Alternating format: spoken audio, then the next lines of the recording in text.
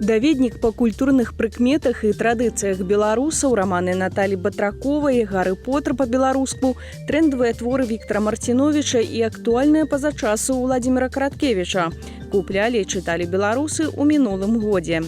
Сейчас очень много книг издается на белорусском языке и читают не только классику, но и переводную зарубежную литературу. Также предпочитают и белорусских авторов, пишущих на русском языке. Летась на паліцы трапіла 26 мільёнаў пячатных асобнікаў. У адным з цэнтральных кніжных сталіцы прадстаўлена каля 78 тысяч выданняў рознай тэматыкі. Таму часам пакупнікі выходзяць нават не з адной кнігай.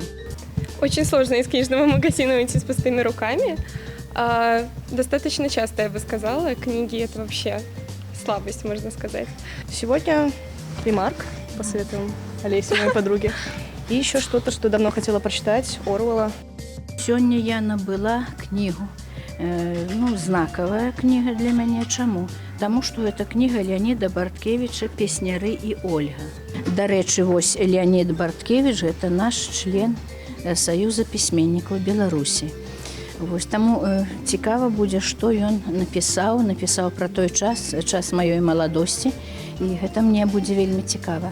А падчас 27-га міжнароднага кніжнага кірмаша ў гэтым букшопе на пераможцаў 11 можна не толькі набыць новыя кнігі, але і бліжэй пазнаёміцца з творчасцю вядомых літаратараў.